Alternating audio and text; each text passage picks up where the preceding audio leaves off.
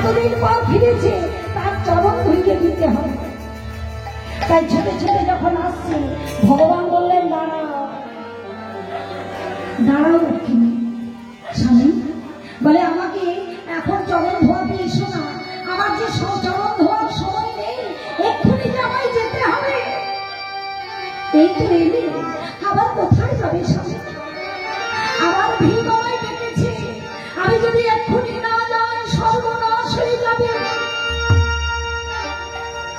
এই বলে পলকের মধ্যে ভগবান এক হাতে এসে ভীমের গদাটাকে ধরলেন, আর এক হাতে ভীমকে জড়িয়ে ধরে বললেন, ভীম ভীম তুমি কি করছো? তুমি যদি মৃত্যুবরণ করো, আমার সমস্ত সংকল্প ভ্রষ্ট হয়ে যাবে। তুমি যদি মৃত্যুবরণ করো, দাদা যুধিষ্ঠিরের মনোবাসনা পূর্ণ করবে কে? অহংকারী দুর্যোধনের দর্প নাশ করবে কে? কান্ধারীর শতপুত্র নিধন করবে কে?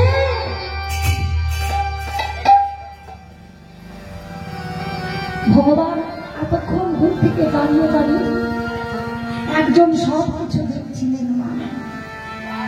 দুটি চোখের জলে ভাসছে, দুটি চোখের জলে কেঁদে কেঁদে আর থাকতে পারলেন না। কে? কুন্তী মা ছুটে এসে ভীমের দুটো হাতে ধরেছে। ভীম আমি পারলাম না বাবা, পারলাম না। আমার এই মুহূর্তে ইচ্ছে ছিল আমি তোর দুটো পায়ে ধরি, কিন্তু আমি তো তোর মা। আমি যদি তোর পায়ে ধরি আর যদি তোর কোনো অমঙ্গল হয়ে যায়, তবে আজকে একটা জিনিস জানলাম বাবা, একটা জিনিস বুঝলাম, জগতে আমি এতদিন ভাবতাম তুই কোনো কাজ করতে পারিস না, তুই শুধু খেতে পারিস, কিন্তু আজ জানলাম তুই যা করতে পারিস সব সন্তান করতে পারে না। তাই ভগবানের কাছে প্রার্থনা, সন্তান যদি হতে হয়, সন্তানের জননী যদি আমায় হতে হয়, যেন তোর মতো সন্তান যুগে যুগে জন্মে জন্মে আমি আমার গর্ভে ধারণ করতে পারি।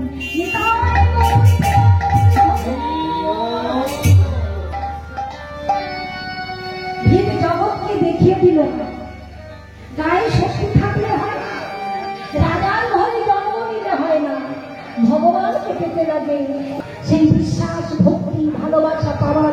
তাই কি বলছেন আমার প্রেম সিংহ সাগর দেখেছেন? সাগর সমুদ্র দেখেছেন? সমুদ্রের জলের স্বাদ যেমন না, টেস্ট যেমন নোংরা, তাই তো নোনা স্বাদ যদি মুখে ঢুকে যায় তাহলে তৃষ্ণা মেটে না। কি হয়? তৃষ্ণা বলুন আরো বেড়ে যায়, তৃষ্ণা বেড়ে যায়। তাই বলছে আমার নিতাই কি হবে জানো? সব জুড়াবে জুড়াবে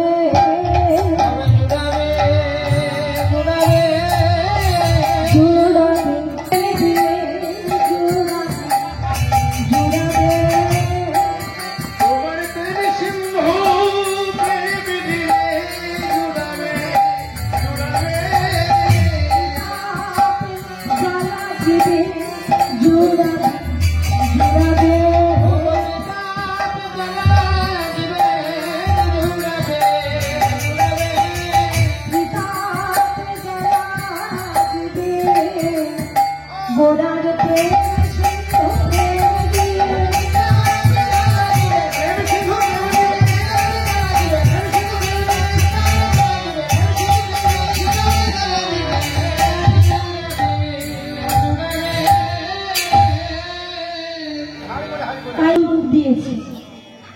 ও বাবা, দুজন লোক দিয়েছে, তারা আবার সাধারণ মানুষ নয়, আমার আপনার মতো সাধারণ মানুষ নয়। তারা কারা? তারা নবাব হোসেন সাহেব দরবারে দুজন মন্ত্রী, একজন প্রধানমন্ত্রী আর একজন অপ্রণের। তাদের নাম কি আমরা জেনে নেব এই পদের মাধ্যমে। তারা দু ভাই।